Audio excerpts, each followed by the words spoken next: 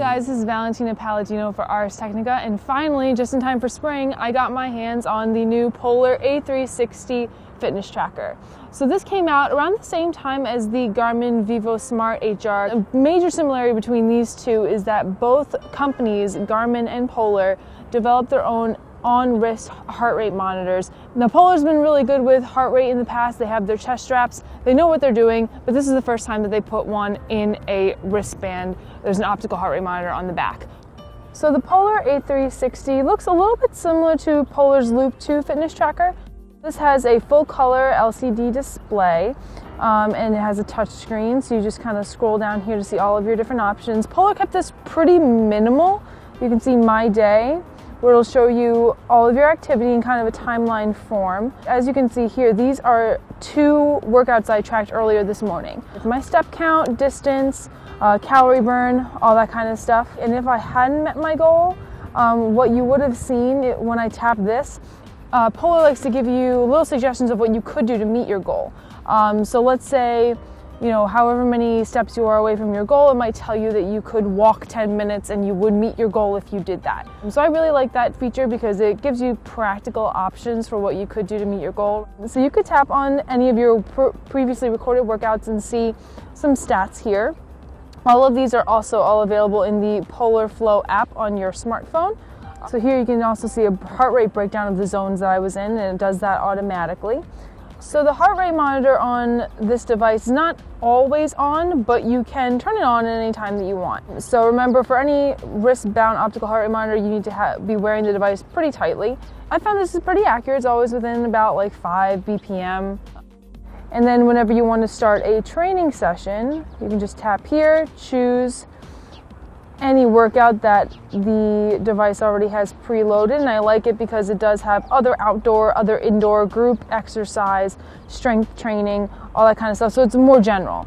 And you can see here the heart rate monitor kicks in as you're choosing an activity, so it'll already start recording your heart rate, and then once you tap it, it'll just start recording your activity. So similarly to the Garmin Vivosmart HR, the Polar A360 can also receive your smartphone notifications. They're not filtered, and they pop up as little messages like this. And you can just tap them away like that. The one thing that I wish that you would be able to do on this Polar device is swipe through full messages. On the Garmin Vivosmart HR, you can swipe through full text messages and read them at least. Neither device lets you reply, but you can at least read full messages on the Garmin device.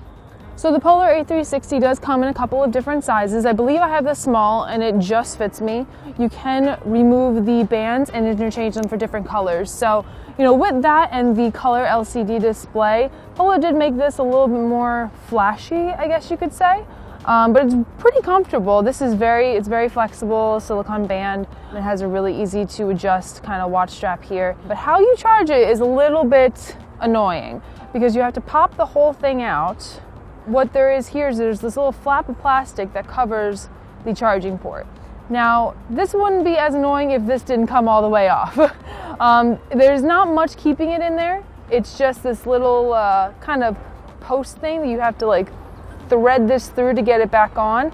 And I feel like this could get lost very easily since it's such a small piece. And you don't want that to happen because you don't want any kind of water or anything getting in here. The device is water resistant to a point. I believe it's 30 meters, but you definitely don't want to submerge this for super long.